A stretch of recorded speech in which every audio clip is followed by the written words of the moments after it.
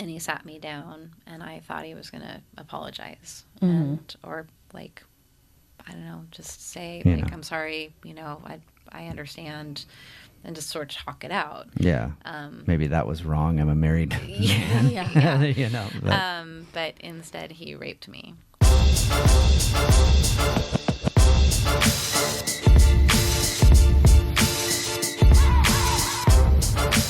We won't be doing any yoga today, but this studio always gets super hot. So by the end of it, we will definitely be sweating like we were in a yoga class because it's always super hot in here.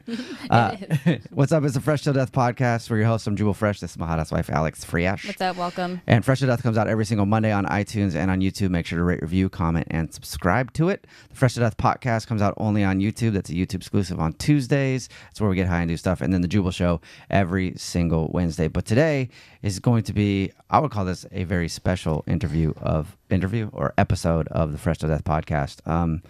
I'll let Alex intro today's guest. Well, okay. So today, I started hot yoga back in 2014 at Firehouse Hot Yoga in Kirkland. And I met Larissa Anderson, who is our guest today. So thank you for being here. Thank you. She's here because of us. Well, if you guys have seen the documentary on Netflix, it's called Bikram, right? Bikram. Yeah. Just Bikram. It's like Bikram. Is it just called Bikram? I think there's like more to it. Just look up Bikram. So, it's probably. Bikram is a person who created or said he created a yoga series, hot yoga. So it's called Bikram Hot Yoga. But I started doing it, and Larissa owned Firehouse Hot Yoga at the time. And I used to go to her classes, and I just loved her studio. It was like where I started, where I fell in love with yoga. And it was just very special to me. I went there for years, and she's great. So super excited to have you on today. Unfortunately, for your story, it's not like a positive story, but it's not a fun necessarily story to talk about. No. Yeah, but we're just thankful that you're here and talking about it, because it's important to get stuff like this out there and heard, and so keep spreading awareness about things like this that happen. If you haven't seen the Bikram documentary on Netflix, you need to watch it. I didn't know much. I didn't even really know what it was. And I like doing yoga and stuff. I've done it. I do it off and on, and I always like it. But I heard about the documentary talking about Bikram, and I wanted to watch it. And Alex and I both liking to do yoga. She goes way more consistently than I do. But we're watching the documentary, and it's shocking the things that you learn in it about Bikram and about where this whole culture that he created came from. But we're watching the documentary, and your part of that documentary came on, and your voice, you started talking, and Alex was just like, that sounds like Larissa. Yeah. Because you talk before you see your face. Yeah, because you start hearing your voice before you actually see your face, and then your face came on the screen, and she's like, oh my God. So that is her. Back up, because Jubal was like, we should watch this documentary on Netflix called Bikram. It's about hot yoga. And I'm like, oh, okay. I hadn't heard about it. I didn't know what. And I knew that it was about how he is like a predator. I knew that it was about that, but I didn't know much of the story. I didn't even really know who he was. I always thought Bikram was just like the brand. Right. That's what a lot of people thought when they would ask you about Bikram yoga. They had no idea that there was actually a person behind the name. They just associated the name with a brand like or a style of yoga, i.e. hot yoga, not that there's a person. That's exactly what I thought. I thought it was just Bikram meant hot yoga. That's it. I didn't know it was a guy. Yeah. So when you said that and said that it was about him being a predator or whatever, it was shocking, because I didn't know about Bikram at that time. I mean, I had known about him for a while at this time, but I didn't know about his reputation with the assaults. No, or you had no idea about any of that. No idea about any of it. So when he told me that, I was like, oh, that's interesting. Like, so I knew that owners or whatever, you had to go to his studio in LA because he has to teach a certain way.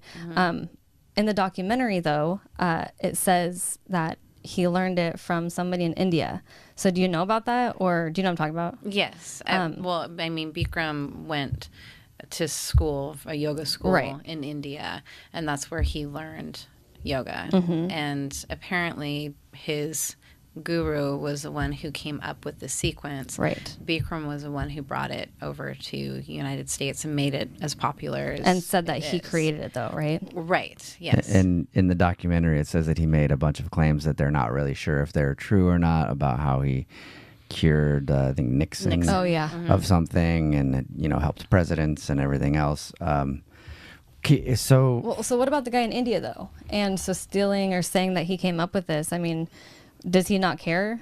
Or does he ever try to come after him? Or he's not here. He's dead, right? He died? He's dead. Oh, did I miss that part? It says in the documentary. But it was from a long time ago. I mean, he brought it from a long time ago. Yeah. Right? I mean, he started in LA in 1970, I don't know, 72 or whatever. So at that point, was he not still alive, or was he dead?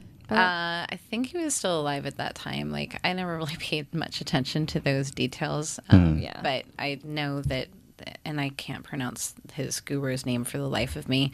Yeah. But his guru was like, go take this and share it with the world, sort of thing. And so Bikram left, and I think first he was in Japan, and then eventually made his way to the United States, which, like you said, there's claims of him getting a green card and curing Nixon and just all sorts of stuff that they don't have any evidence of that actually being true. Yeah. And then he came to the United States and just started going and teaching classes, and that, his guru is in India, so there's a lot of distance. Right. Yeah. He might have had no idea between really California exactly, and India that, you don't know what somebody's doing or what they have going on. But since his guru created the sequence and he says, go share it, that's it. That's all you need. You have your guru's blessing to do what is supposed to be done, which is spreading the word of yoga. Yeah. So Bikram then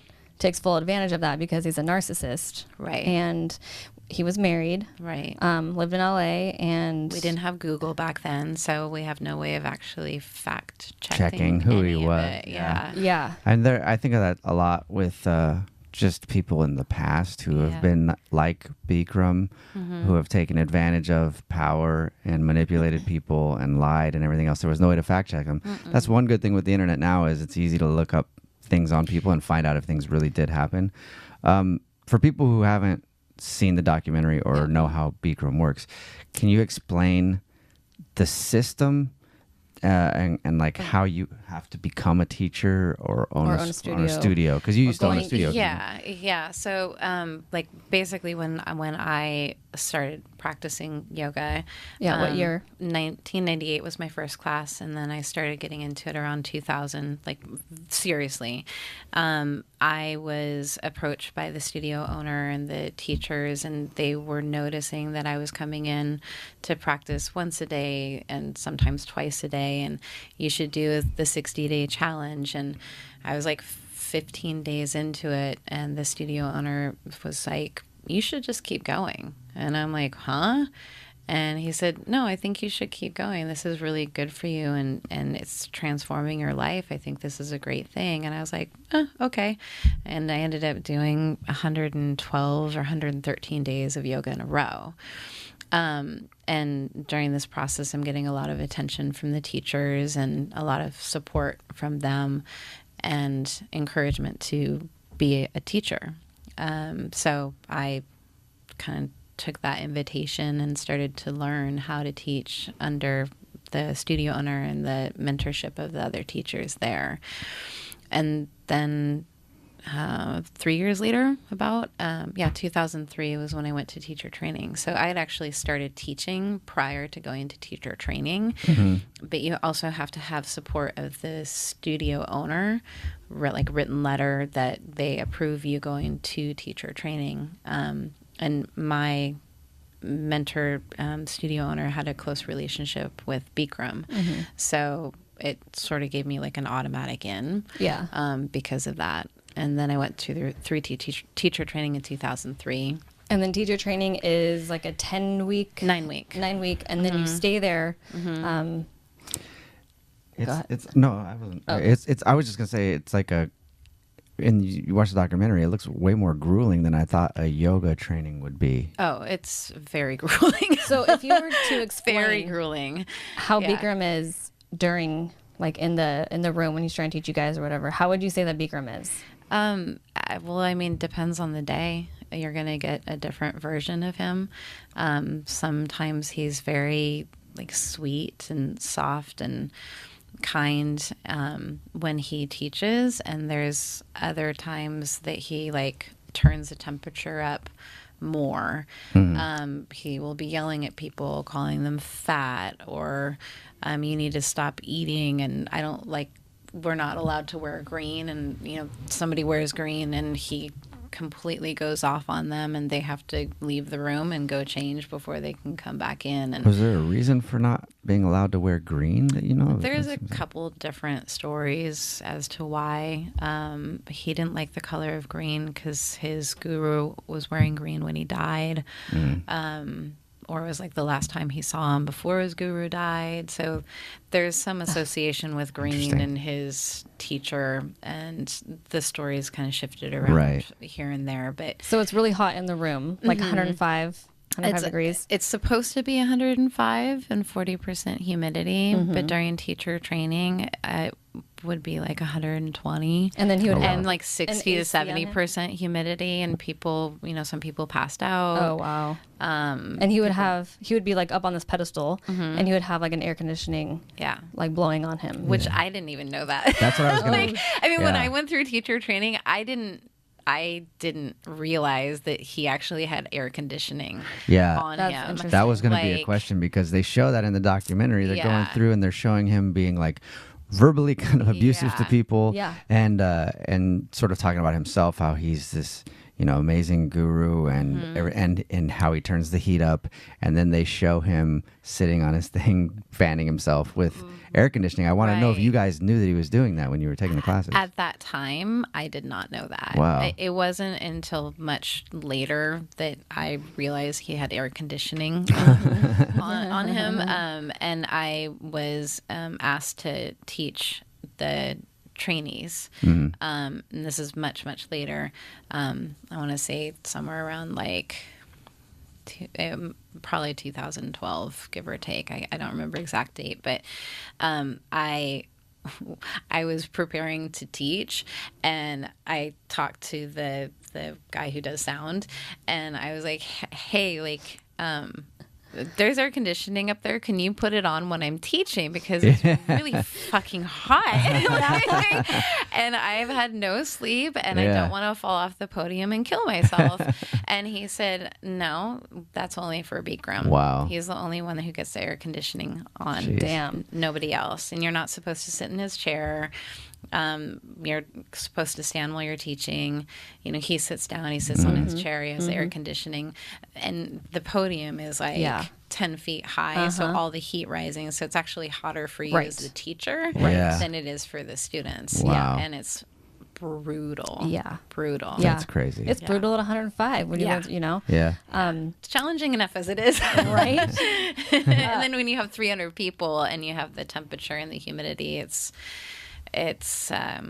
people would be throwing up. And just, it's insane. There was one time when I did yoga where I thought, I mean, there was plenty of times I probably shouldn't have driven, but one time I was, oh my God, it was bad. I had to sit in there for a while, and I was she texted me, she's like, I almost passed out in the car. I couldn't wait to get to my air conditioner. But so tell us about how your teacher training was. Like the first time that you went, you stayed at a hotel. Right. I didn't stay at a hotel. Okay. They had rooms that were, the way the teacher training was when I went through it. It was at the La Cienega headquarters studio, and then there were rooms, apartments that they had reserved for people going through teacher training. Okay. But because I came in sort of last minute, I didn't have a place to stay. So I'm literally driving down to California with no place to go, and ended up finding another girl who was going through teacher training, and I slept on her futon in her living room. Oh, wow. In Hollywood. Was not very comfortable either. Yeah. But so I drove down there, and like the first day we have to do introductions with Bikram. And so basically you say your name, how long you've been practicing, what studio you came from, and like what brought you to training. And when everybody was going and eventually it was my turn, I had already had a personal relationship with Bikram's family, because the studio owner that I practiced under was very close with them. So when I came up and said, "Hi, my name's Larissa, and I'm from Seattle, and I've been wanting to be a teacher for a while now, and I'm finally in a position that I can come down here," and Bikram interrupts and is like, see her. He's like, "I've been telling her to come to teacher training. She listens to me, and now she's down here, and she's down here because of me." So basically, like, interrupted my introduction to take, I don't know, the responsibility for me being down there. And to maybe knowing who he is, take control away from you, even telling your own story. Grooming. Right. You know? The grooming process. Like, I'll speak for her. You know, I mean, once you start to realize how those people who manipulate and the predators act, you can, a lot of times, unfortunately, you see it after the fact. Correct. But you can be like, oh, that's what he was doing right there. He was like, all right, I'm going to see where I can go with her already. See if I can just interrupt her and tell her who she is and what her story is and why she's here because of me. And then he sees, okay, I can do that. Because it's like they're pushing the boundaries and seeing how far they can go. And I mean, there was already a grooming process that was happening before that time, and I'd met him, a couple times before that. Right.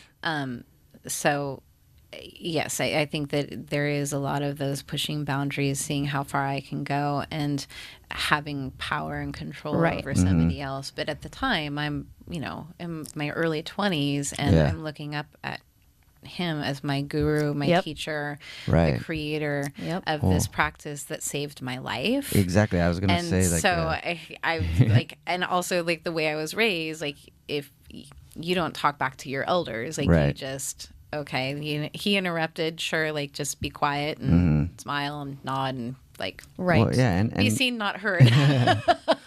People who are into yoga enough to want to go to a school to learn to teach and own a yoga studio, you're passionate about it.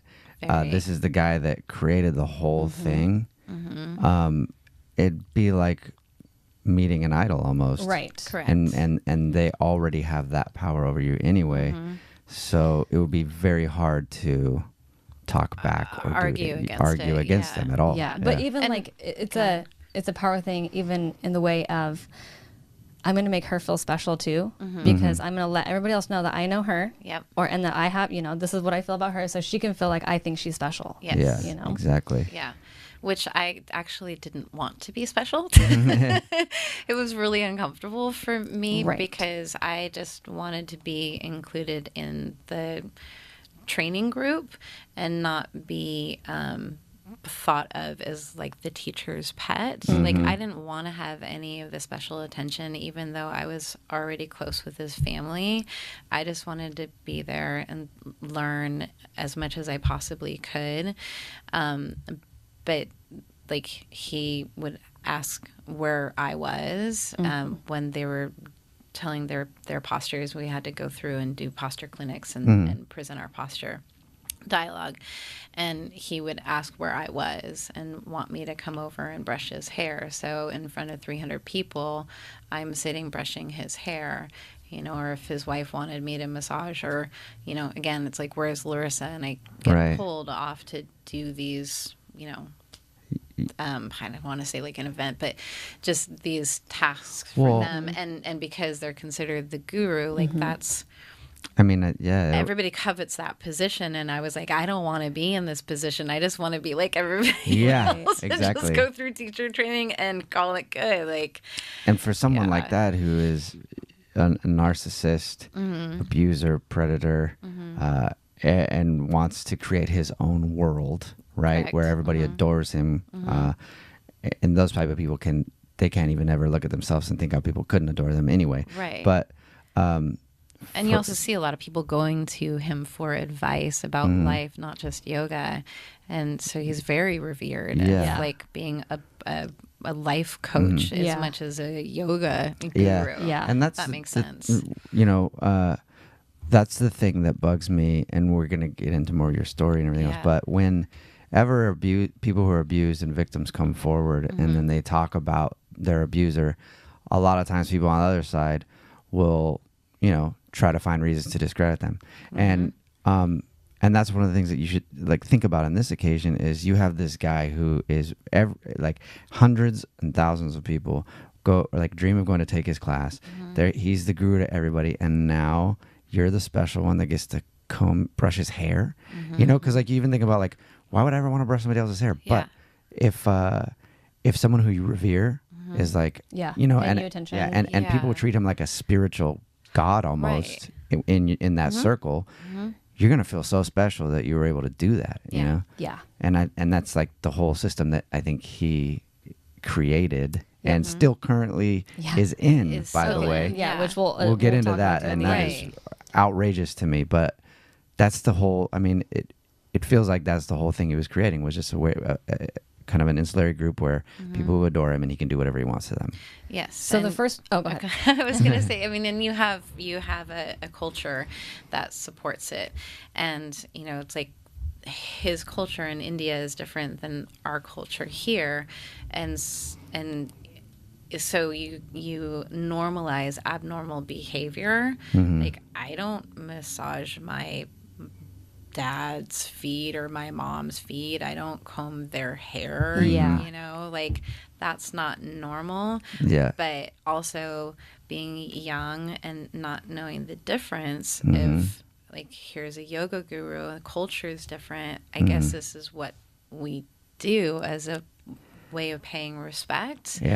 And to be of service. And it's a lot about being of service. And I think that's part of the grooming process that you don't even realize is happening while it's happening. And on a personal note for me, when you're talking about that, my dad was also an abuser and a predator and a very narcissistic guy who was not as, what's the word I'm trying to think of? Anyway, he would have never been able to create something as big as what Bikram could. My dad was a weak, kind of dumb man.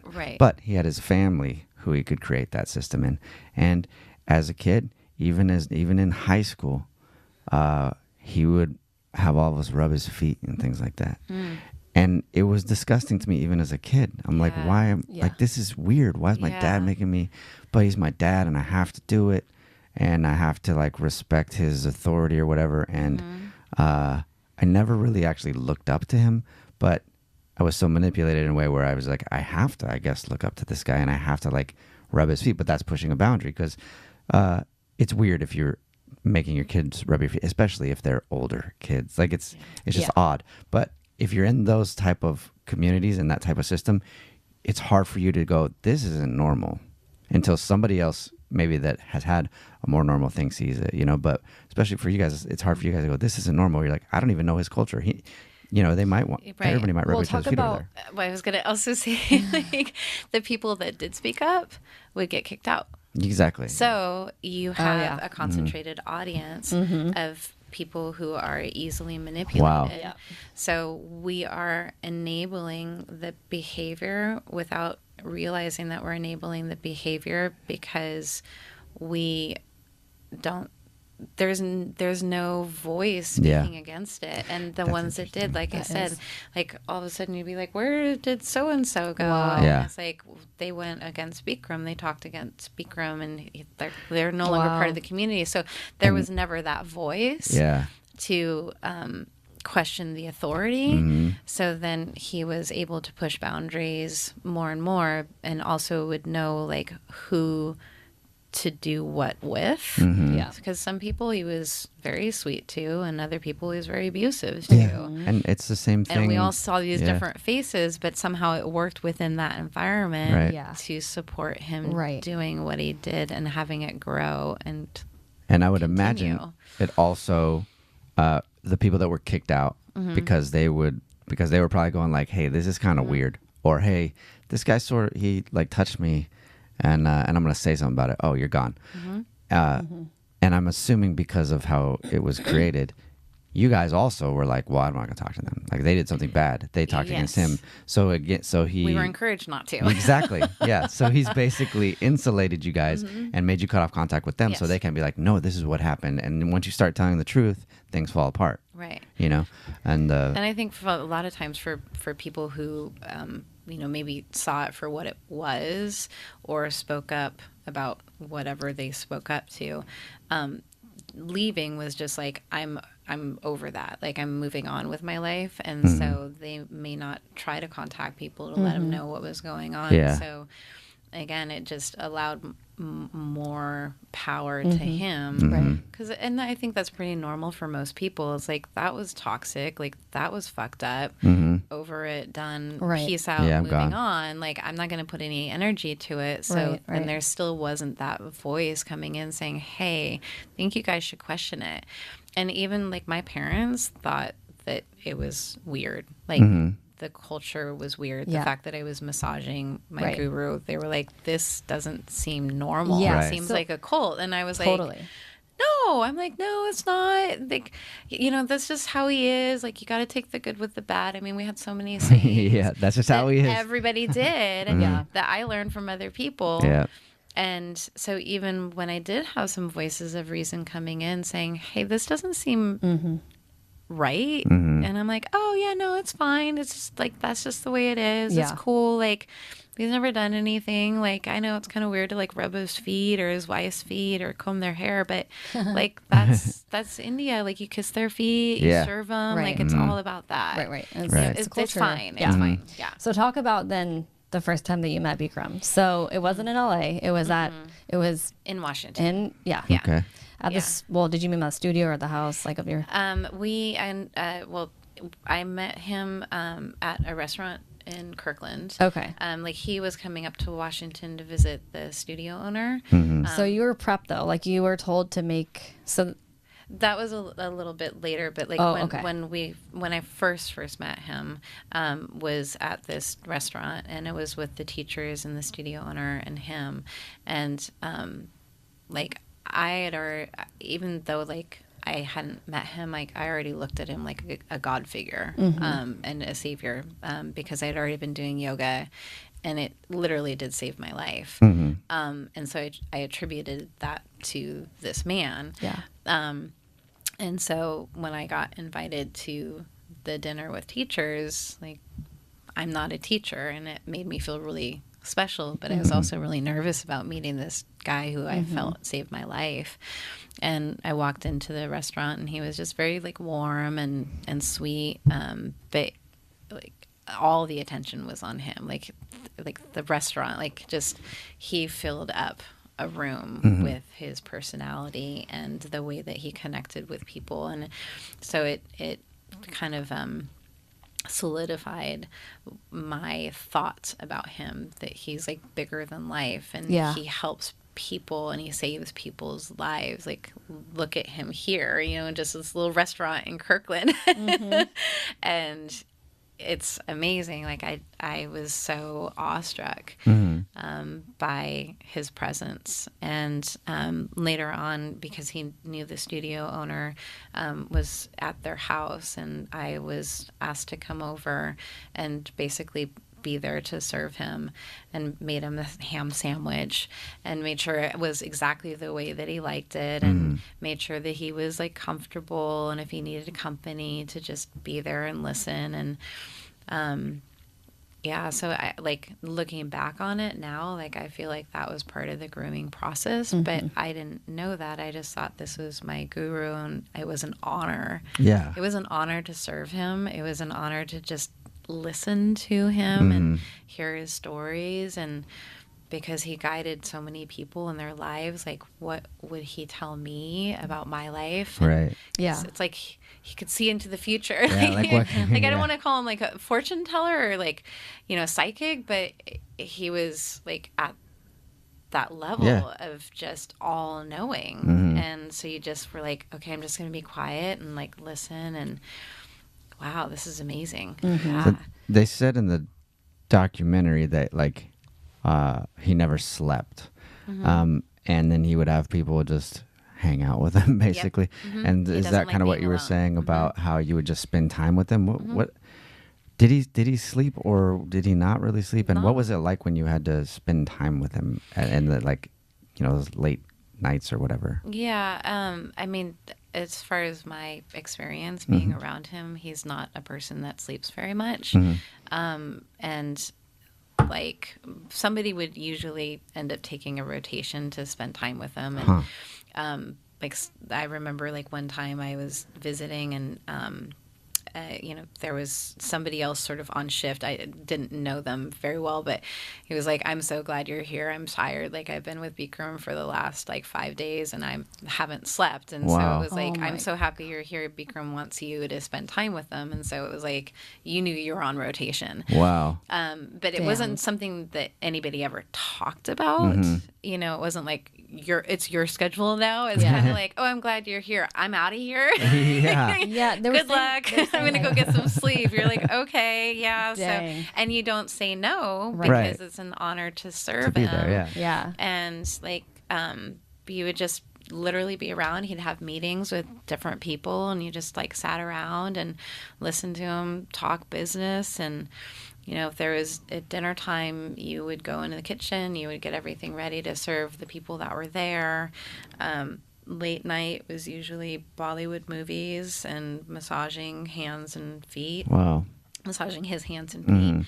And he would talk about the movie, and he would tell you about all the celebrities that he knows, and he'd tell stories about each of those people. Right. And so it's like he just has this platform to be able to share and talk about his life and stories and people that he knew. And that was mostly what it was like. You're doing yoga, you're not eating much, you're hanging out with him and his family, you're being of service, and whatever he wants to do, that's what you do. You'd go to restaurants, you'd go to a movie, you'd hang out at home. If he was teaching, you'd go take class. If he was up, you know, he didn't want to be alone, and so people would hang out with him, and usually dwindle down to like the last person. And Wow. But so he didn't sleep much. So none of us got to sleep much when we were around. But also, not sleeping wears down people's inhibitions, and it wears down their ability to judge correctly. Like, I know a lot of times people who are very manipulative in arguments and things like that will keep the conversation going, will keep people up late on purpose in order to get them sort of delusional, so that you'll admit to things, you'll cave on things. And I mean, I would have to think that would also be something that he was doing, keeping people up so that they can't really take full stock of what's going on. And it's just it's mental warfare, and the people that can do that are incredibly sick. And he was obviously a master at it. Yes, yeah, and that happened at teacher training too. It's like we're, you know, taking a class in the morning, and then we have posture clinic, a little break, come back, you know, lecture, posture clinic, class, little break, and then more lecture, posture clinic. And sometimes, and Bikram would tell us when we were done for that day, especially like if he was doing the lecture at the end of the night, we would be there until, you know, 2 o'clock in the morning or 3, and then have to be up at 7 the next day. So it was like built into the system. And, you know, part of the beginning of training is this is your family now. You have to trust the process. Like, don't talk to people outside of here because they're not going to understand what you're going through.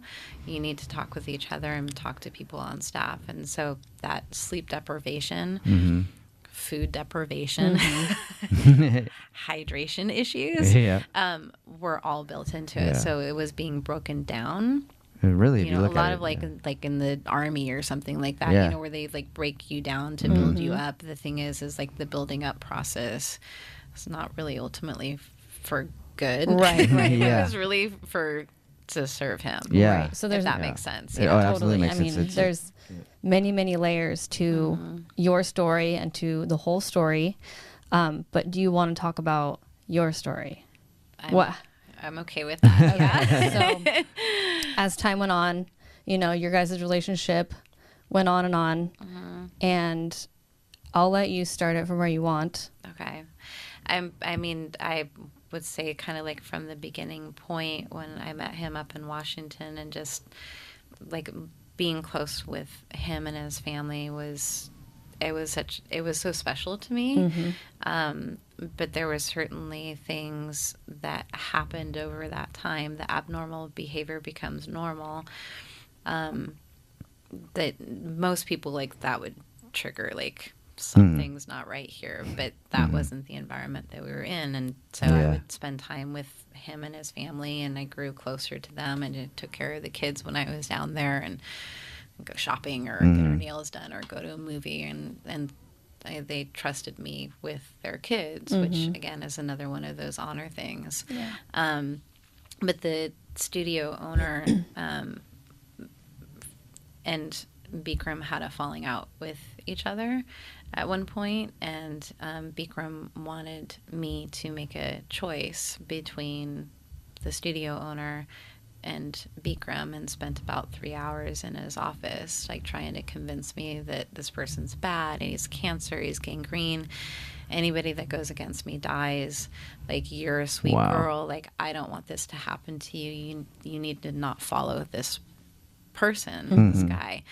And I said that, like, I didn't choose either one of them, like, that issue was between the two of them, not with me, and I just wanted to focus on practicing yoga. Yeah, that's interesting that it's like, I mean, I don't know how everything came about, but it's interesting that he's like basically asking you to choose him over another person. Correct. And then, so your answer was, I choose yoga. I choose yoga. Yeah. And this is a shorter version of that whole conversation, but it's like 2-3 hours, in, and he's still trying to convince me, and I'm like, that's not my experience of this person, but whatever issue is with you guys, I just want to focus on being a good teacher, practicing yoga, and sharing what's so beautiful about it.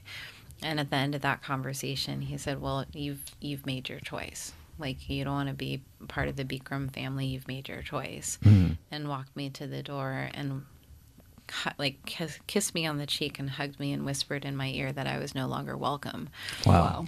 I knew. Even that is so creepy. That It gives me shivers. I mean, just the description, like, if somebody were to be sitting across the desk and be like, well, get out, you're not welcome, you're an asshole. Right. But for someone to walk you over, kiss you on the cheek, and then whisper in your ear like that is, I get chills thinking about that sort of a delivery of it. Like, that just shows how creepy and and that's the thing where, like, he knew how to be with different people, right? And I've seen him blacklist other people publicly, and it's scary. And some of the ways that he went about it were actually pretty illegal. Right, I'm sure. He posted something on his business website that this teacher was no longer part of the community. He was against Bikram, and that he was not to be hired under any circumstances by any studio. You can't do that. Which he can't do because that's illegal. And it was up for, I don't know, 2 weeks, maybe 3 weeks or something, and then it got pulled down because obviously that's illegal. Yeah, but he's clearly a guy who thinks he's above the law. Yeah, correct. Right. Yeah, and so with me, he was quiet about it. So anybody who is, there in the office at the time wouldn't know anything was different. But I knew what it meant. He knew what it meant, and I left there with just such a sinking feeling in my heart, because this is my entire life. I so passionate about yoga. It was heartbreaking for me, but I went home and continued teaching at the studios that I was at, knowing that I couldn't further my career, because if I tried to go teach somewhere else and he found out about it, he would call him and say, she's not allowed to teach. And so it ruins your career. Like, your career is based off of being in his good graces or his bad graces. Right. Ridiculous. So basically, about a year later, I went to a meditation retreat, and over the course of this meditation retreat, I actually heard his voice. And this sounds really weird, but because we look at him as a guru and this person who has powers beyond what is normal for the human experience, or at least that's what we believe, because that's what we've been told, and sort of he does enough to make it believable, if that makes any sense. So when I heard his voice during the meditation that it was time to reconnect with him, that I needed to call him, I thought he knows how to do that. Like, he's capable of sending messages and reaching out to people telepathically. I mean, he's kind of a guy that... Which is insane, but I believed it because I mean, he's a guru. Yeah, and he's kind of made it to where, like, if you're in his program and you look up to him, you think he's all powerful. Right. Like, he can see into the future, like you said. So, like, and when he's he obviously said, a sign. I'm sorry, when he said, like, people have gone against him and died, there were people that in the yoga world we knew, like, went against him and passed away or committed suicide or whatever. And so it was like, oh, that shit's real. Do you think that he had them? I don't know. Well, I mean, it could anything's possible. You know, anything's possible. I mean, if you're coming up in that program and then you've given so much, and then this guy who you consider to be the end all be all publicly shames you, there's a high chance you might leave and commit suicide. Right. If you're weak. I mean, I don't mean weak because I've attempted suicide but I've been weak at those times. But I mean, like, if you are already kind of like on the line of being able to think that way, and then somebody pushes you over, or if he's assaulted you and you're dealing with some other stuff now, and now he's abandoned you and has ostracized you, there's a chance you could absolutely there's a chance you could kill yourself somehow. Absolutely, yeah. And like, I've also attempted suicide when I was younger, so I get that fine line. Like, this wasn't something where I felt like that was the route that I was going to take, but it was very isolating, you know, to no longer be part of this community, which is a really big community. It is like your family. And I was isolated and alone, and there was only a few people that I could talk to, and like, I wouldn't tell them what happened because, like, they wouldn't understand. So I just kind of head down, tail between your legs, just like go teach yoga like you normally do at the places that they already love you, and he's not going to call them and tell them you can't teach here anymore. Just like, be quiet. Just stay on the quiet side. You'll be okay. Yeah. So when I went to the meditation retreat, I came back and told my girlfriend about what I had experienced, and she said, well, you need to call him. And she's part of the community as well. And I said, like, he kicked me out. I don't think he wants to talk to me. And she's like, just call him. Like, I'm sure that he'll be happy to hear from you. And so I called him up, and he basically said, what took you so long? Right. And I thought, didn't you blacklist me? Like, I'm so confused right now. And he said, well, you know what? I forgot where he was at the time, probably Japan. And he said, well, just come to the house like the old times. Like, don't even worry about it. Like, nothing ever happened. He's like, you're part of the family now. He's like, it's fine. I'm going to be here, being back in LA in like 2 weeks. I want you to come down and visit. And I said, okay. So I got my plane ticket and I went down there, and it was literally like it had always been. And, you know, serving dinner and doing yoga and hanging out with the kids and going out to restaurants and movies with Bikram and his family. And we were having dinner, and everybody left, and I ended up being in the car alone with him to drive back to the house. And he started talking to me about the studio owner that he had a falling out with. And this was the one where he had asked you to choose? Correct. Okay. Yeah. And held my hand and said, you know, he's dead to you now. I'm going to take care of you, and you're a sweet girl, and I don't want you ever to get hurt, and you can trust me. And it was kind of all along those lines. And I remember like pulling my hand away from him, but he was just very specific about talking about that situation and that person.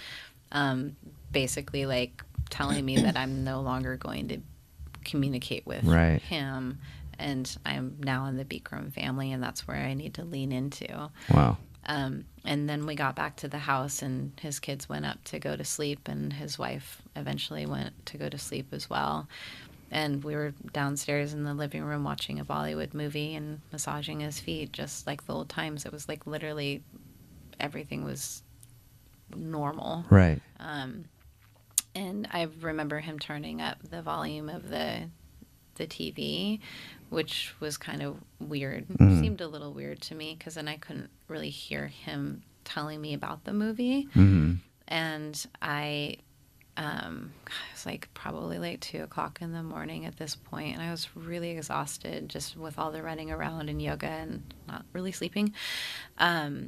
And I told him I wanted to go to sleep, and he said, "Oh no, just a little bit longer." He like massaged a little higher on my leg, and I was like, "I'm really tired." And he goes, "Just a little bit longer." I said, "Okay." And so I massaged him a little while longer, and he started to doze off, and I thought maybe I'd be able to sneak out from underneath his legs, because his legs were on top of me. And he woke up, he kind of came to again. Yeah. He said, "Well, just, sit down here and just stay with me a little bit longer. I don't like being alone." And I said, "Okay." And so I sat on the floor in front of the couch, and I turned to hear what he was telling me about the movie, and he kissed me. And he like grabbed the back of my head and pulled me into his face and kissed me, and I pulled back and just in total shock about it, because I've been blacklisted for an entire year. This is like the first time I'd spent with him and the family, and like I don't want to have that kind of relationship with him, even though there was already like word on the street of him having girlfriends. So you had heard about things before, yeah, and he never made like a move to Previously. kiss you like that before that. No, not like that. Yeah. No. Interesting. He flashed me once when I was giving a massage in his room, and he was turning over, and I was trying to keep my eyes away from him, and he started talking. So when I looked at him, he was like lifted the sheet as he turned over and like flashed his body, and I immediately like looked away. Right. Like I was embarrassed, right? Yeah. But he was like, "Oh, sorry," like acted like, "Oops." Of course. Yeah. Yeah. But now, like looking back on it, like Mm-hmm. I know it's kind of all part of the grooming process. Yep. And yeah, so I pulled my head back, and I told him no, I didn't want to have that kind of relationship. And he pulled in and tried to kiss me again, and I pulled back, and he goes, "Okay, sweetheart, it's okay." So so when I pulled back the second or third time after he attempted to kiss me, he said, "Okay, sweetheart, okay." And I thought, all right, that's over with. He's not going to try to have that relationship with me, and stood up and grabbed my hand. He didn't say anything, but he walked me over to the family room, which is next to the kitchen, but it's underneath the master bedroom. So the rest of the house is open 2 stories, but this was hidden from the rooms. So if you walked out of the rooms, you would see into the living room area where we were watching the movie. But now in the family room area, you can't see anything. Okay. And he sat me down, and I thought he was going to apologize or like, I don't know, just say like, "I'm sorry, I understand," and just sort of talk it out. Yeah. Maybe that was wrong. I'm a married man. But instead he raped me, and I pulled down my panties, and he pulled down his boxers, and then proceeded to have sex with me. Wow. Against my will, if you will. But I also like immediately went out of my body. Yeah. So like I said no, but at that point my body was limp. Yeah. So I say it's against my will because I said no, but physically at that time I had no defense. Yeah. Well, and I think that's what people don't understand about a lot of traumatic abuse, rape, things like that, is to cope with pain and situations like that. You literally do leave your body. Like you see things from the outside, and you can't like, and especially if it's now 3 o'clock in the morning, 4 o'clock in the morning, you're already exhausted, and you're like, no, and then this just starts happening. You literally go out of your body and dissociate, so you can just deal with the pain. And unfortunately, when that happens to people, it happens to them for the rest of their life when they get in certain situations. But that's what people don't understand, and that's what people are like, why can't you just push them off? Well, physically, sometimes you just go out and you can't, and you're just sitting there, it's like, I just want this to stop. I don't know. You freeze. Yeah. You know? Yeah. So go ahead. So he raped you, and then when he was done, he just pulled his boxer shorts back on and went to the other couch and sat down, and I got up and I put myself back together, and walked over and gave him a kiss on the forehead, and I said, "Good night, boss." Yeah. And I walked up the stairs. So it was really weird just seeing what was happening from above, like you said, and inside I was screaming. Yep. But outside nothing was happening. Yeah. Like physically, I had no feeling of my physical body.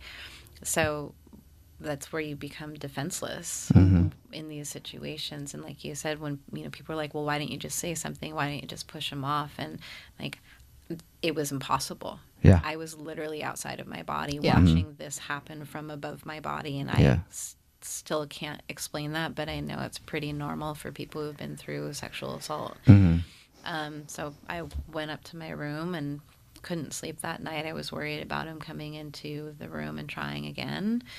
And the next morning I came down, and his wife was in the on the couch, and she looked at me different, and I thought, she must know.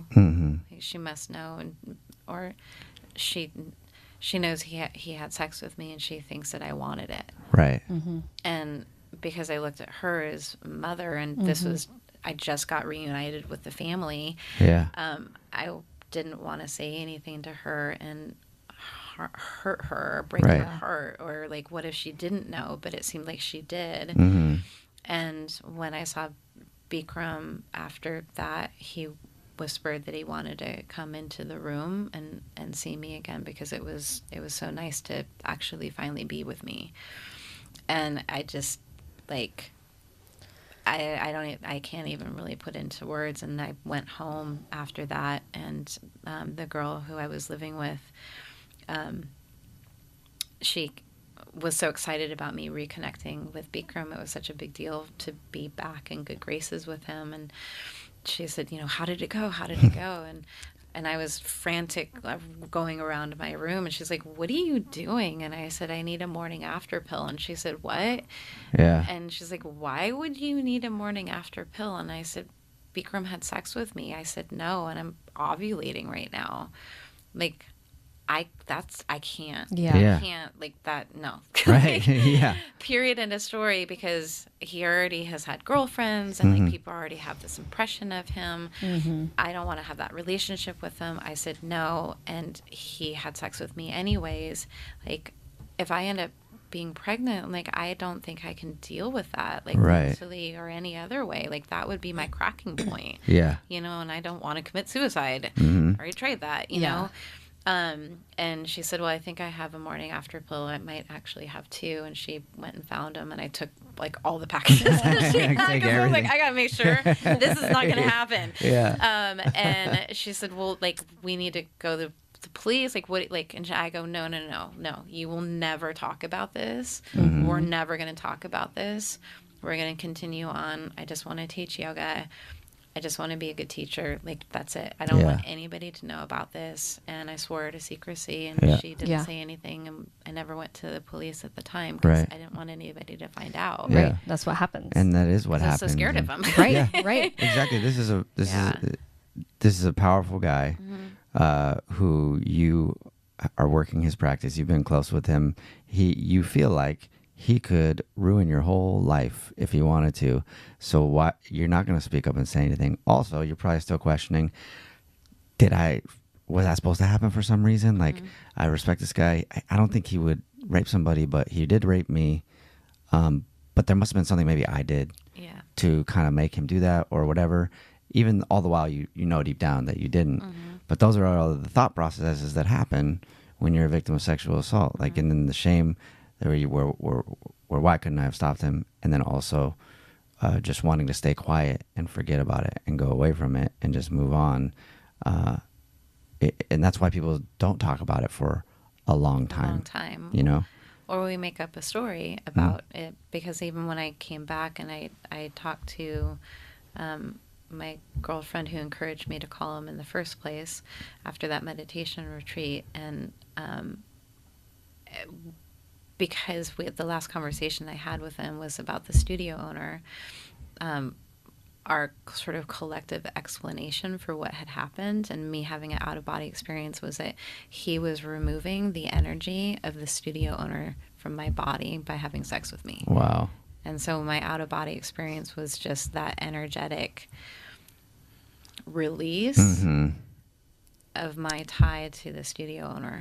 Right. And that I was like, okay, like I guess that makes sense. Like I had an out-of-body experience, and he's a guru, and it fits the narrative of him being a powerful guru, magical guy. Yeah. And I think that was a way that my brain could, I don't know, deal with it. I don't want to say understand it, but just a way of dealing with it and being able to navigate my life as a yoga teacher after something like that happened. Yeah.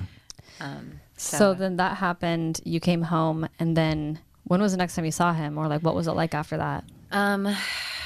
Well, when I came home, I became not a very dependable teacher. I was missing classes. I was really forgetful. I was pretty like on top of my game beforehand, and I was very just all over the place. And I started drinking again and smoking and staying up late, and I was using old coping mechanisms from like previous trauma that yoga cured. I started having healthy coping mechanisms, but now like here was the thing that saved me from my past, and now my past has come to my present by being raped by my guru. Well, and that's the thing too, is every single time you're doing yoga now, you're kind of reliving trauma. Correct. That's what I was wondering. It's like how you dealt with that, because like it's such a big part of your world. And he created that, so it's just constantly reminding you. I mean, when I was watching this documentary, I thought about you so many times before I saw you. So it tripped me out so bad. Yeah. And then I'm like, wow, like, because I knew you still taught yoga. And I'm just like, well, Bikram's not in the country anymore. Yeah. So what happened with that? So he, okay. I mean, there's like a lot of so much. We could have like a 17-hour conversation. I know, right? And this so is many what, layers. Yeah, and this is what I always tell people. I'm like, how much time do you have? Yeah. Because like, even just like the last question about like, what did I do? And like, I became the undependable teacher, but I had to have that disassociation in order to keep teaching. Yep. And then I started exploring leaving the country to teach in Australia. Like I started just like I wanted to run away. So I was looking for any like potential like job opportunities that were listed on the website, the main website for for the Bikram Yoga. Yeah. Teacher page and stuff. And so I started reaching out to a bunch of places, and I was kind of in the self-destruct mode, but also I wanted to run away and be as far away from him as I possibly could be, because I felt like that was safer. And I think it was like about a year later, give or take, he called and said, what are you doing? And I said, I'm standing outside of the studio. And he goes, no, I mean, like, what are you doing, like, now, like, with teaching? And I said, I'm teaching at a couple different studios. Like, what's up? And he said, well, I need help in LA for teacher training staff, which as a teacher, like, that's sort of the progression. Like, you become a teacher, and then you are on the staff at teacher training, and then eventually you either are approved to do workshops if you win the yoga championship, or you move on to be a studio owner. So there's this kind of progression, but you need his blessing as you go along, right?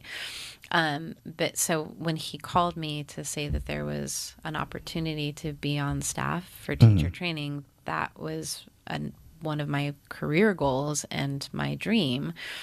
And I was like, yeah. And he said, well, I need you to come down. Can you come down? Because we need help. And I said, yeah, let me make my arrangements here and figure that out.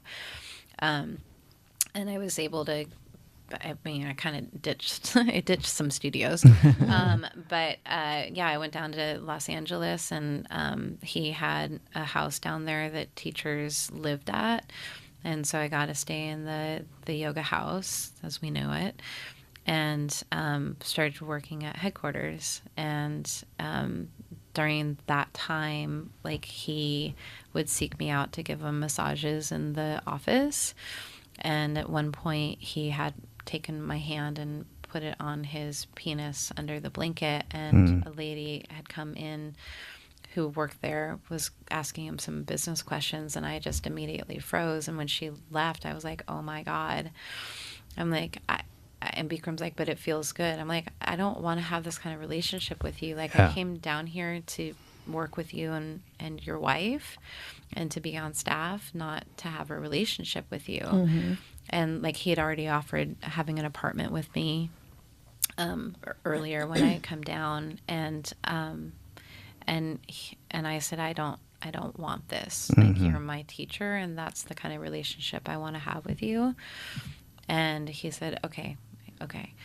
And I was maybe like a week or so later, I got a phone call from the director at the time of teacher training. And he said that there was no more room on the staff. And it had gotten moved from the headquarters location in off La Cienega and moved out to Hawaii. And so I was no longer invited to be on staff. And when the teacher training started and Bikram came back home, he called me up and asked me why I wasn't there. And I said, well, because the director called me and told me that there was no more room, and that you told him to call me and tell me that. And he said, I never did that. He goes, I was looking for you. The whole time I was out there, you were supposed to be out there. And, you know, the lady who was my superior at the time, the manager, I guess, she ended up yelling at me. It's like all this like perfect situation, because I was doing my job, and then I was told that everything was already set up for the teacher training, so there was no more work to be done, so I could take some time off. And so I would call and say, like, hey, I was told that there's nothing else to do. Like, I'm happy to come in and work on whatever needs to be worked on, but if not, I'm going to keep doing my day. And she says, oh, don't worry about it. And then like an hour later, she calls me up and starts yelling at me and saying I'm not going to tell her, you know, when I'm going to show up or not show up, and, you know, called me all sorts of names that was really inappropriate. And I was like, what? She told me that I could have the day off, and now she's yelling at me saying that, like, I was telling her that I wasn't going to show up, which was not what happened. And I ended up calling Bikram and then his wife, and I got voicemail, and I just said, you know, hey, like, I've never been treated like this before at a job, and I don't want to come back tomorrow if this is the way it's going to be. Like, I came down here to be on staff and to work with you guys, and that's not what's happening. And his wife ended up calling me back and said, well, it sounds like you've already made a decision. I'm like, I haven't made a decision. Bikram called me to come down here to be on staff. And then I was told that there wasn't room, and now I'm getting yelled at by my supervisor for something I didn't do. And now you're telling me that I've already made a decision and that I have to move out of the yoga house.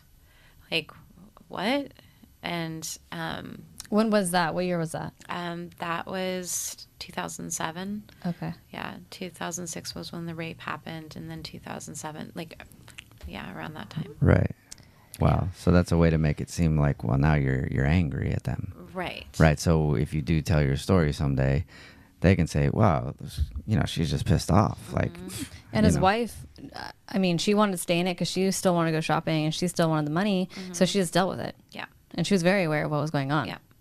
Yeah. Because he already had affairs and girlfriends, and I saw one of his girlfriends at the house. Like, he wasn't shy about it. That's crazy. He lived his own life, and, you know, it's kind of like, and I've seen him yell at her too, but it's like, you can think whatever the fuck you want to think. You can say whatever you want to fucking say, but I'm going to do what I'm going to do. And if you want to continue living the way that you're living, then you need to keep your mouth shut. Yeah. And obviously she did. Likes the lifestyle, or liked the lifestyle. Probably still likes the lifestyle, because I think she's still getting money from it. Yeah. So, and when was it that you finally came forward and started telling your story? Yeah. So, I mean, I basically like swept it under the rug for a really long time, and you know, I made sure I wasn't alone with them, and you know, I ensured as much as I could that it wouldn't happen again for myself.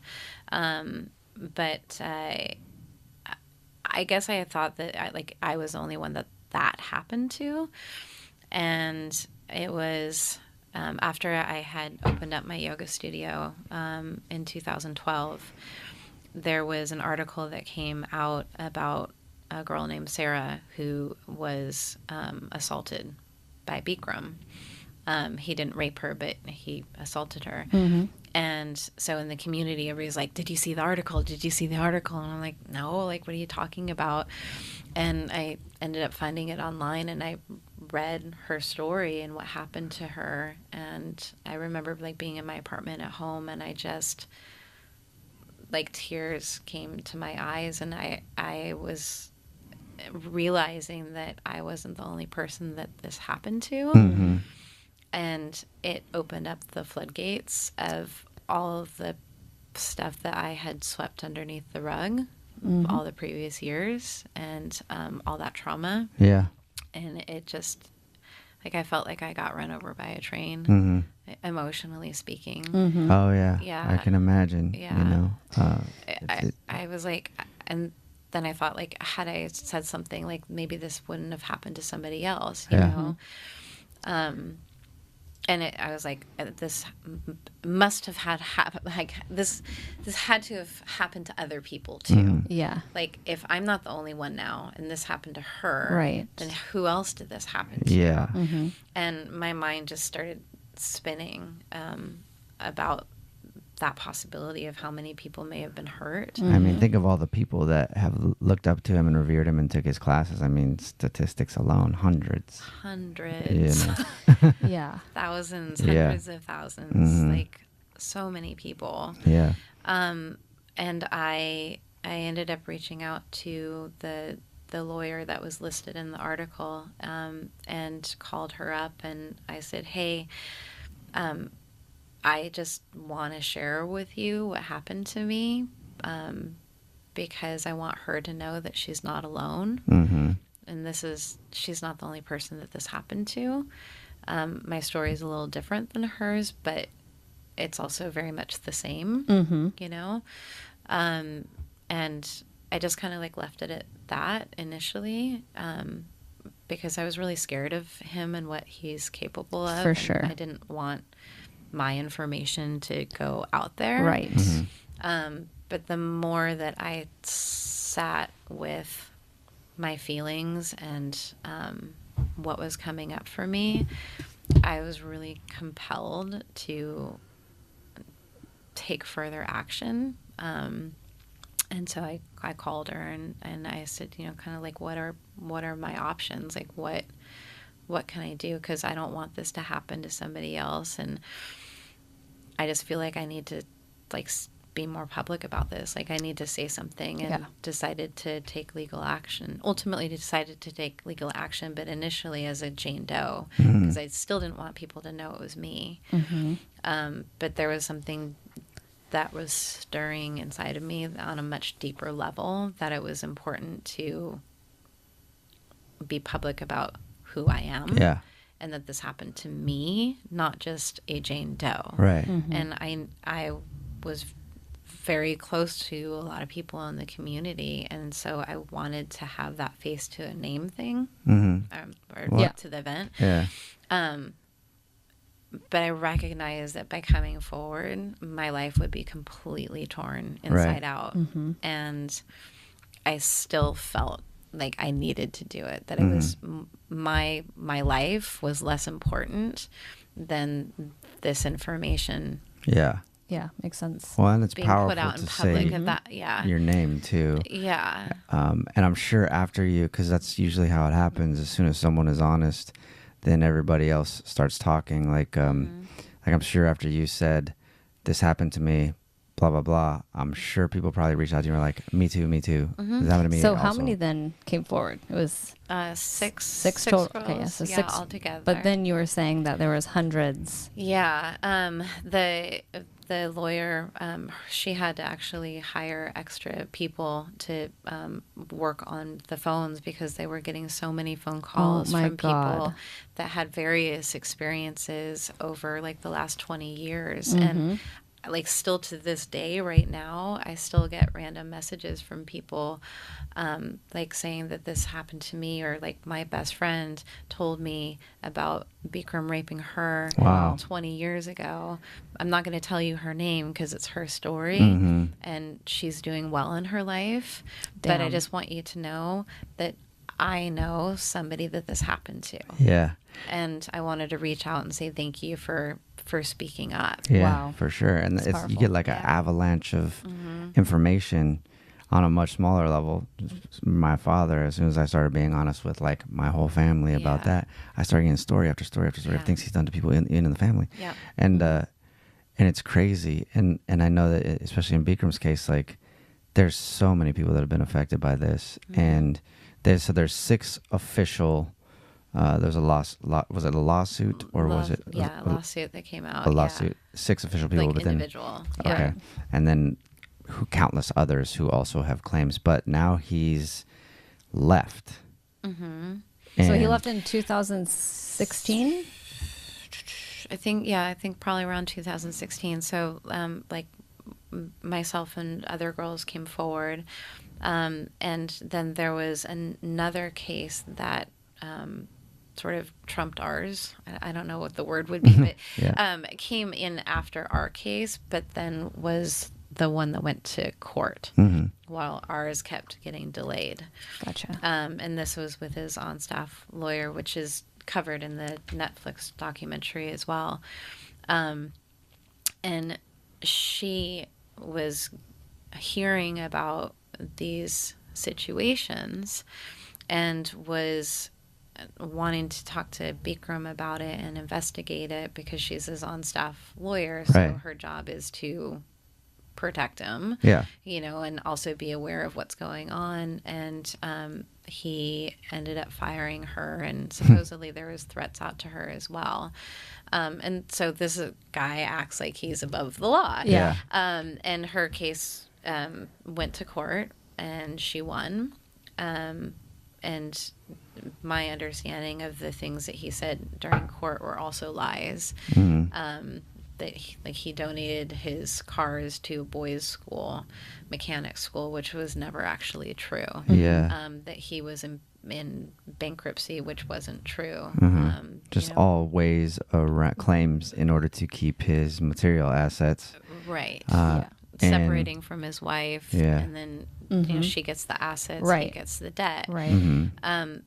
But at the time that he lost that court case, he left the country, and like he was supposed to pay restitution, and I think initially it was like $7 million, and then it got dropped down to $4 million. And so any money that was made through the Bikram Yoga brand or business was supposed to go to paying off the restitution to the court case with his ex-lawyer. Damn. But instead, he left the country and continued doing teacher training in India and Mexico and Spain. So he's basically on the run from the U.S. Correct. And he's continuing, though, to do all the teaching everywhere else. The suit that you guys had. But he's also saying he's not teaching. Oh, he's is that saying that he's making appearances. Oh. So then it kind of bypasses that he's not making money. So he doesn't have to pay that money. My understanding is that like the kids, I think, are now in ownership of the Bikram Yoga brand. So the money's going to them. but it's actually staying in the family. It's just not going to him. If it doesn't go to him, then he doesn't have to pay restitution. So he's just shuffling the money to different places. So do you know if his kids have a good relationship with him, or did? I mean, they knew a lot of what he was up to. I mean, his daughter was pretty aware. How old are they now? God, I don't know exactly how old they are. I know they went to college and graduated, and now they're all involved in the Bikram yoga, teacher training. His daughter teaches. Wow. He's like a lead teacher at teacher training, and like she used to complain about him when I was spending time with her. She was very aware of the stuff that he was doing. So he can't come back here? No. Apparently his passport was just taken away. Damn. Wow, so they've actually taken his passport away. Damn. Because he didn't pay $180,000, I think it's $180,000 hotel bill. Wow. So what? And then they also found his cars in Florida, but he basically had somebody working with him to transport the cars. I think it was Florida, and has had them hidden in Florida. Man. In a garage somewhere, and so he's so it's crazy. And a lady died at teacher training, and supposedly there's like some interest in charging him with manslaughter. What happened? Yeah, I'm like, and that's why he left the teacher training, and then the teacher trainees got a letter that they needed to provide a credit card in order to continue staying there because their bill hadn't been paid, even though they've already paid over like $12,000 to go to teacher training, which includes the hotel room and food. And now Bikram's not there. The yoga room has been locked up. They don't know what's going on. And they're getting a letter that says, like, hey, you need to come down and give us your credit card. Otherwise, you have to leave tomorrow. Wow. Like, that's insane. So apparently his passport was now removed. So he can never come back to the U.S. Or if he wanted to, then he'd have to pay like a bunch of money. Yeah. And then go against all these court cases that are up. And he has a warrant for his arrest here because of the case with Mickey. Okay, and Mickey is? The ex-lawyer. The ex-lawyer, okay. Oh, wow. So he does have so you have a board? Yeah, right? Seriously. There's got to be like a whiteboard, like a picture in like a old cop movie, where they have like the head of the mob and stuff. I know. So he has a warrant. Do you US. Do you know why they can't try to serve that warrant or try to extradite him from somewhere else? I don't know. It doesn't make any sense to me. I know that like my lawyer has done everything she possibly can during the process of my case, like to do the deposition. Like we offered to fly out to Mexico to do it by Skype. Like I thought, as I remember, like he had an OBGYN doctor's note saying he couldn't fly. Which is why he couldn't show up to do the deposition. And then he flew from Japan to Spain or Spain to Japan, wherever it was. And I was like, so he's perfectly capable. Yeah. Yeah. He's just a narcissist. And he's lying and he's trying to run from justice. Right. And with the DA in Los Angeles, because that's where the rape happened, they didn't press charges. So even when I went to LAPD and made the report, like in that process of me coming forward publicly, they wanted me to make a phone call to him and get him to admit to what he did. But because there was no physical evidence and I never made the report when it actually happened, it was kind of the he said, she said thing. And that they didn't have enough evidence to press charges against him. But if I called him and he was specific and admitted, then they would have done something at that time. And that was 2013 or whatever it was. Or 2014. Yeah. Somewhere around there. And so nothing was done then. And then Mickey's case came and went, and he left the country. And, they got a warrant for his arrest based on her case. But, like, we had called, like, the FBI, and, like, we have reason to believe he's going to flee the country. And, like, nothing gets done. Right. And then he leaves. Yeah. So I don't know. I don't really know the answer to that question because I don't know enough about the legal process. But I do know enough to say that the system failed us. Yeah. And I think it's big time. it's and I think still, it happens a lot. Yeah, I think it does, and it's still failing. It's failing. And this was all before the Me Too movement too. So like we didn't have the additional support of Me Too and like people actually talking about it. Like it was still a hush hush subject. Do you think that Bikram knows about the documentary? Oh yeah, and he watched it. Sure. I'm sure he knows about anything that's said about him. He's probably one of those guys that reads everything about him or sees everything. About him, I imagine. There was like a bunch of articles that came out. I don't remember if it said that he watched it, but he was aware of it, and he was hiring a PR person, attorney to represent him. That these claims were just old stuff, getting regurgitated, and that it was all false and it wasn't true, and that he was going to come after everybody. Right. If it's false and not true, then why aren't you in America? Why'd you have to run? It's ridiculous. Right. So do you think that he like checks on your social media because you post about it? Yeah. I mean, I'm pretty sure that there's trolls out there. Right.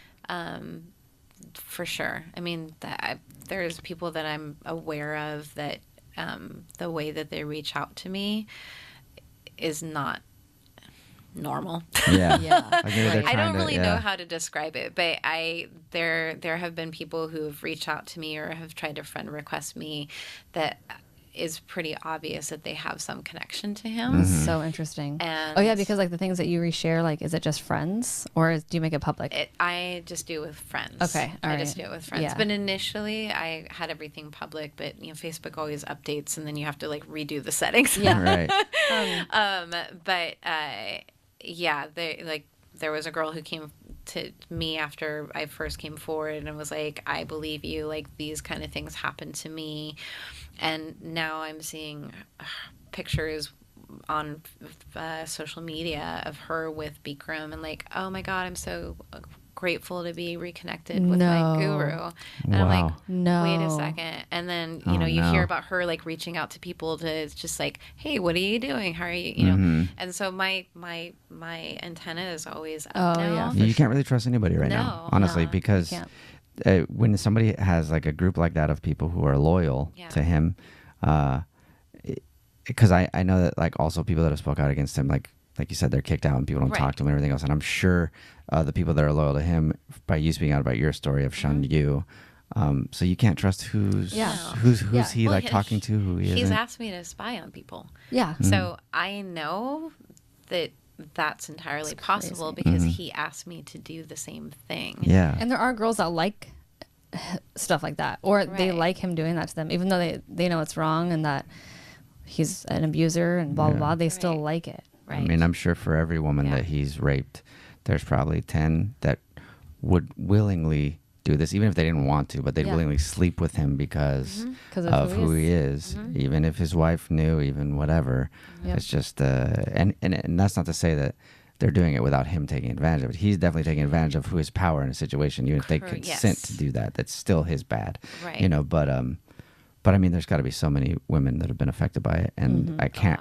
It disgusts me that he's able to still walk around, and that our government, if they have a warrant and they can get him, they haven't gone after him. Yeah. When it's so big, even if you think of the money that they could get just by seizing his assets that he's hidden, if you find those, like that's the way to appeal to the government, is be like, look, if you could arrest this guy, you could take his money. They'd be like, okay, sweet, because they don't care about people; they care about money. You know what I mean? So now he's just in another country doing the same thing to other girls, and just continuing his lifestyle and being manipulative and brainwashing and abusive. Yeah. And people still support it. Yep. I mean, there's still people going to teacher training. Yep. And they're still posting about how amazing he is, and they don't care about some stupid movie and documentary, and like he's their guru, and they're going to follow him for the rest of their lives. That's crazy. So they're completely supportive of him, despite all of the information being out there. Alex and I went to a yoga class with someone who was talking about him the whole time.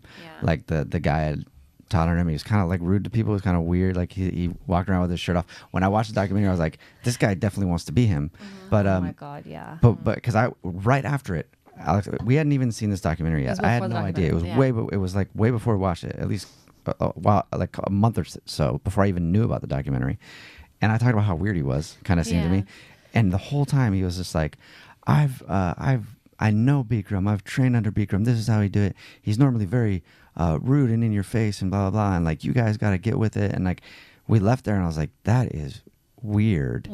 And then we saw the documentary. I was like, wait a second. So this guy, to this day, is still like singing his praises when I'm sure he knows who he is, you know? And so even after seeing that, I was like, how could that guy be saying anything nice about this dude? You know, because very similar. Yeah, it seems very like similar. in the class. But then in the class, nobody said anything, did they? No, in the class, he was literally yelling at somebody. He was yelling at this girl. He was that like, was one of the teachers. oh my god, she was like, what did he was like, bend your knee, or like he was telling her to just correct something, right? Yeah. And he was like, well, do you remember? I can't remember how he was saying it. But she wasn't doing it. He was like, God damn it, or something like that. He was like, God damn it, blah blah blah. Just can you listen? But it was like so absurd. I was like, yeah. What? It was insane to me. And he had long hair, walking around with his shirt off, just like in the documentary. I'm like, but then to see the documentary after that, I'm like, oh, wow, that's crazy that he was still. And he was like telling me I should be a teacher, teacher training, and how strong I am. Man. And then I seriously, in the documentary, watching it, I was thinking about him. I'm like, dang, he's a lot like him. Yeah.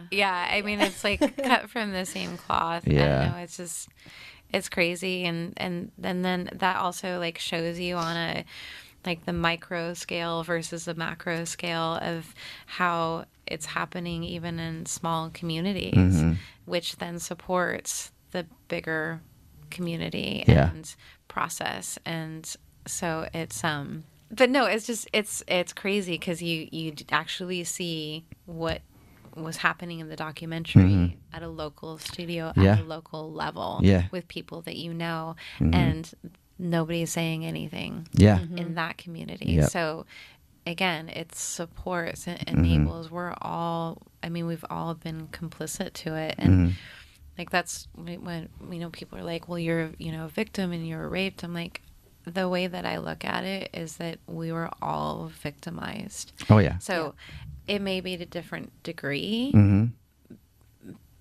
but the way that my brain works is that we're all equal in the sense of we were all manipulated, we were all abused, we were all yelled at. Oh yeah. Like, just because it wasn't a physical rape doesn't mean that you didn't have the effects of abuse. Right. And because everybody handles abuse differently or processes it differently.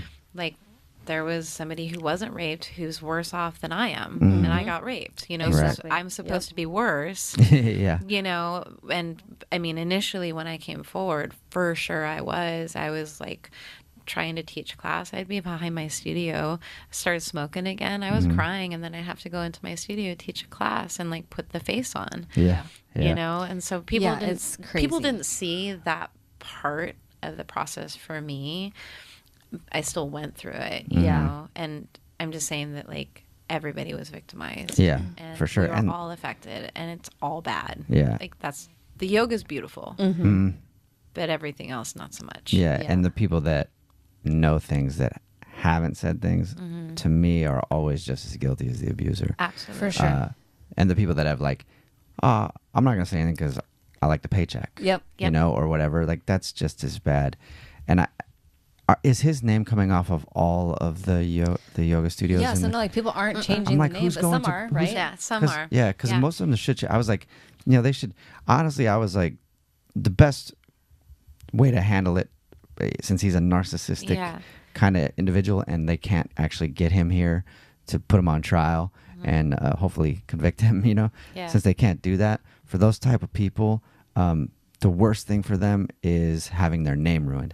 I was saying they should take off his name from any of the ones that still say Bikram, and then put his original teacher's name there. The guy that everybody says that he, you know, stole it from or took it from. Right. Change his name to him. Yeah, that'd be great. You know, that's what I would think that they should do. Right. But at least I can't imagine anybody, especially women, walking into a yoga studio that says Bikram on it and supporting it anymore. Like, it should be gone. Yeah. I mean, they're still feeding him basically by having his name. So even though the studios are individually owned and there's not money being sent to him, because the franchise thing that he attempted to do never went through anyways, but taking his name off removes the power. It takes away the supply. It, like, you stop feeding the beast, if you will. There are studios that are now saying, like, okay, like, we're taking off the name, we support them. And some of them are like, you know, I'm taking off the name because I mean, it's not even about the women. Like, they're not even addressing the issue. Like, they're kind of skirting over it. Right. I want to say, like, gaslighting over the topic. But you're like, okay, so wait, now you're going to change the name? Like, instead of when this first happened, like, why did it take you so long it's gonna hurt to their now business. change the name when you're saying you knew that something wasn't right, like, 10 years ago? Yeah. And then even after the allegations came forward, after he left the country, you kept his name, and now you're kind of addressing it, or you are addressing it, but you knew about it.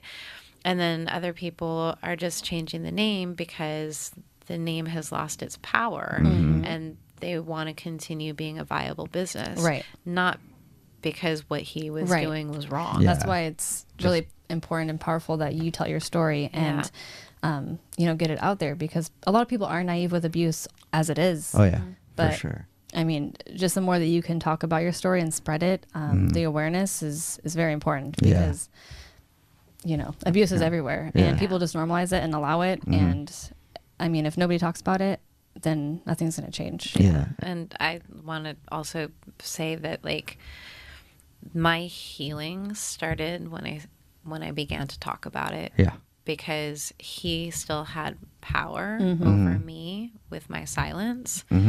And Good for you. so I just, every time that there's an opportunity to take an interview, I don't like doing them. Like, to be totally honest, I don't like it. Yeah. But it's kind of like the why I came forward. There's something deeper inside of me saying, no, you need to talk about this. Not only is it good for you and your healing, it's going to be good for other people to be aware, so it doesn't happen. And it keeps the conversation top of mind, like more than just the Me Too movement. Like, there's so much shame around being a rape victim or abuse victim. And I think that we need to, like, come to the table and start having conversations so we can heal and we can actually have the power over the situation instead of the situation having power exactly over right. us. That's exactly what it is, because the more you stay quiet, the more you do what you're supposed to do. You know, and then when you start talking about it, it can inspire other people to also go, okay, it's okay for me to say something. Like, but it'll be messy. I'm not gonna lie, it was really messy when I first came forward. It was really, really hard to navigate. For sure. But I was lucky to have a good support system around me of people that I could actually trust, not from the yoga. I mean, a few people from the yoga community that were very vocal and supportive. Right. But like my close friends and family, and they had to watch me go through a really hard time. But I've been able to come out on the other side. Yeah. And that's what people need to remember. It's going to be messy, but ultimately it's going to be good. It'll be better. It's painful. It is. But imagine if not doing it, you're going to live life. It's going to come out in different ways. Right. Because when I didn't talk about it, it came out in different ways. Yeah. I just didn't associate my bad behavior with the rape and the assault that happened later, you know? Yeah, so you were on Dr. Oz recently. The episode hasn't aired yet, but it's going to very soon. If you guys want to tune in. Well, actually, so tell us why you were on there. Well, they contacted me and Sarah and asked if we would be okay or comfortable coming onto the show and talking about what had happened to us and sort of the current state of things. And we both agreed to go out and be on the show. And this is obviously after the Netflix documentary.